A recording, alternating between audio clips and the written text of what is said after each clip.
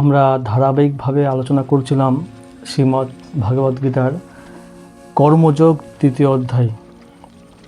আজকে সেই কর্মযোগ তৃতীয় অধ্যায়ের 6 নম্বর শ্লোক, এই 6 নম্বর শ্লোক থেকেই আলোচনা শুরু করব।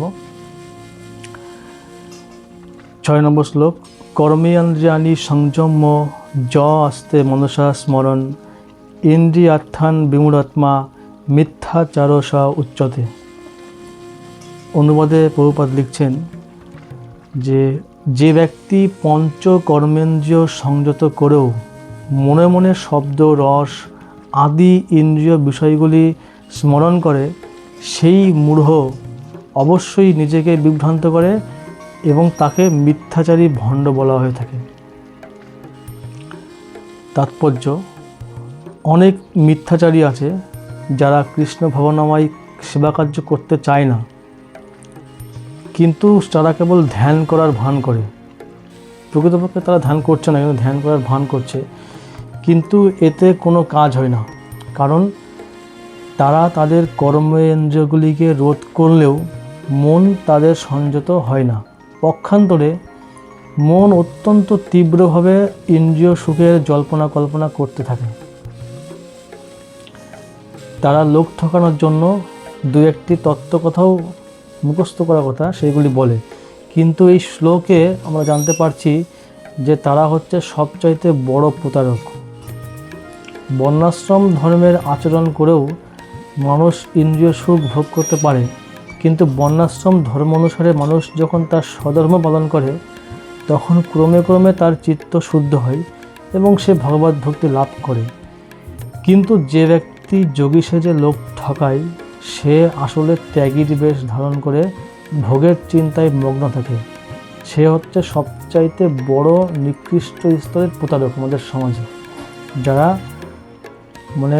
ত্যাগী সেজে যোগী সেজে লোক ঠকায়। তারা সমাজের সবথেকে বড় নিকৃষ্ট স্তরের প্রতারক।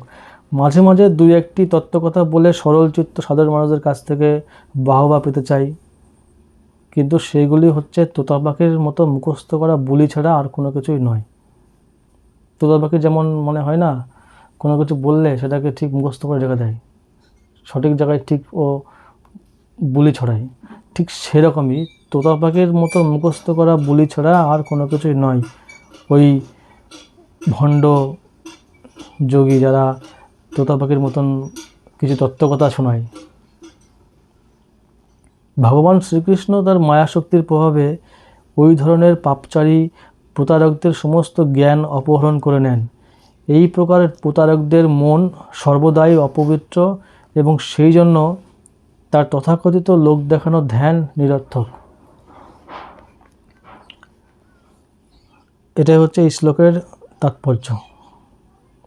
আমাদের সমাজে এমন কিছু কিছু লোক আছে যারা এই যে এখনকার সব থেকে কন্ট্রোভার্সি চলছে যে ঋত্বিক ইস্কন আর হচ্ছে সাধারণ ইস্কন, এদের মধ্যে বিভেদ।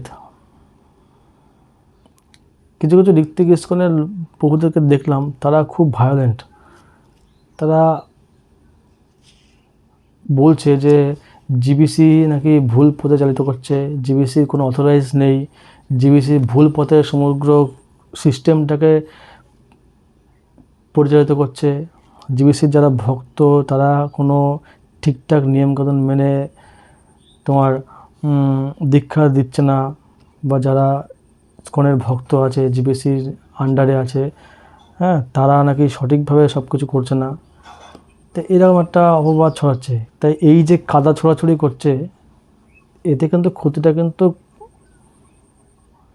সাধারণ মানুষের হচ্ছে, যারা ভক্ত, যারা প্রথম আমরা ভক্তিপথে আসি, তো তারা যখন এসে দেখি যে এরকম ধরনের ইস্কনের মধ্যেও বৌদ্ধের মধ্যেও এরকম মতবিরোধ, এটা বলছে ভুল, ওকে বলছে ভুল, তো আমরা যখন কনফিউজ হয়ে যাই যে সত্যি কি আদৌ ইস্কনের যে চিন্তাধারা ভাবধারা এটা কি কৃষ্ণ ভাবনামৃত, প্রভুপাদ যারা বলেছেন কৃষ্ণ ভাবনামৃত, তো আদৌ কতটা কৃষ্ণ ভাবনামৃত স্তরে রয়েছে প্রভুরা যারা আমাদেরকে গাইড করছে।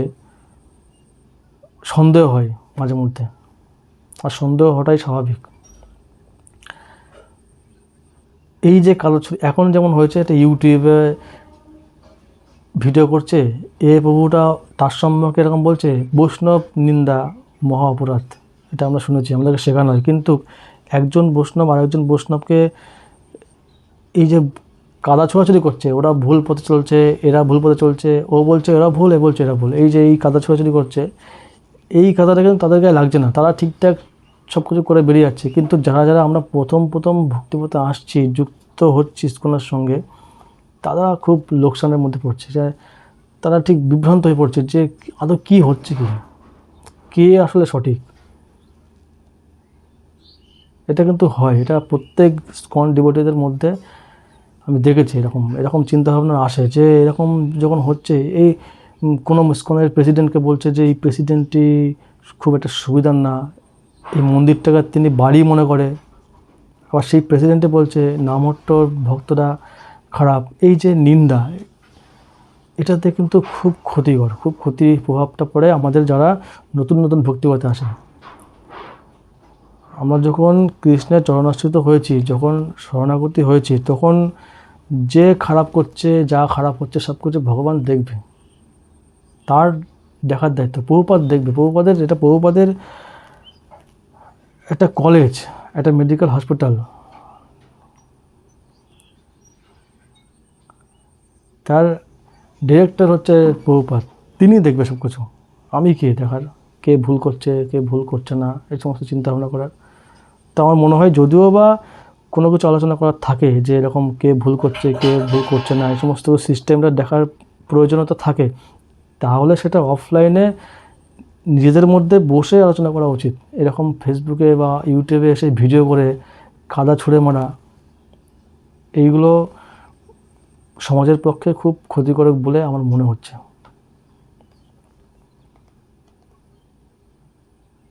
ঋত্বিক ইস্কনের যারা আছে, তারা বলছে যে জিবিসিরা ভুল পথে মানুষদেরকে চালনা করছে। আর যারা আমরা জিবিসির পক্ষে আছি, ইস্কনের মধ্যে আছি, মায়াপুর মধ্যে আছি, তারা বলছে যে না, ঋত্বিক ইস্কন ভুল পথে চালিত করছে। ওরা বলছে প্রভুপাদের কোনো গাইডলাইন আমরা মানছে না, আমরা বলছি ওরা প্রভুপাদের কোনো গাইডলাইন মানছে না। তো কে কী মানছে না এসব দেখার কোনো প্রয়োজন নেই তোমাদেরকে। প্রভুপাদ তো বলেছেন, আমি গ্রন্থের মধ্যে, আমি আমার ভক্তদের মধ্যে সব জায়গায় সর্বত্র আমি চিরস্থায়ী হয়ে থাকবো, অমর হয়ে থাকবো, সবসময় ভক্তদের পাশে থাকবো। তো এখানে একটু আধটু ভুল ত্রুটি কে করছে না করছে, এই সমস্ত দেখার আমাদের কোনো প্রয়োজন নেই। আমি তো অনেক দিন ইস্কনের সঙ্গে যুক্ত আছি, আমাদেরকে কখনো বলা হয়নি কোনো গুরুদেব, এই গুরুদেবের তুমি নাম গান করো, এই গুরুদেবের আন্ডারে থাকো। আমাদের বলা হয়েছে প্রভুপাদের যে মিশন, হরে কৃষ্ণ আন্দোলন, সংকীর্তন আন্দোলন, এই আন্দোলনে তুমি যুক্ত হও। নিজে ভরতভূমিতে জন্ম হইল যার, নিজ জন্ম সার্থক করি করো পর উপকার। নিজের জন্ম সার্থক করো এবং পর উপকারের জন্য তুমি প্রভুপাদের যে মিশনে যুক্ত হয়েছ, প্রচারে তুমি অংশগ্রহণ করো, গুরুদেবকে সাহায্য করো, প্রভুপাদকে সাহায্য করো। আমাদেরকে এটা বলা হয়েছে, তা আমরা সেটাই করার চেষ্টা করছি। আর এখানে কে ভুল, কে ঠিক, এই সমস্ত বিচার করার চিন্তাভাবনা রাখা আমাদের উচিত নয়। আর আমি ছোট একটা ডিভোটি হয়ে আশা রাখি যে এই ধরনের যে কাদা ছোড়াছুড়ি হচ্ছে, এই সমস্ত আলোচনাগুলি অফলাইনে করাটাই ভালো। এই সমস্ত অনলাইনে এসে দুম করে অমুক লীলাপ্রভু কী বলেছে, দুম করে ওই বৃন্দাবন চন্দ্র দাস প্রভু কী বললো, এই সমস্ত নিয়ে এত মাতামাতি আমার মনে হয় ঠিক নয়। এতে নতুন ভক্ত যারা আছে তারা খুব ক্ষতির সম্মুখীন হচ্ছে।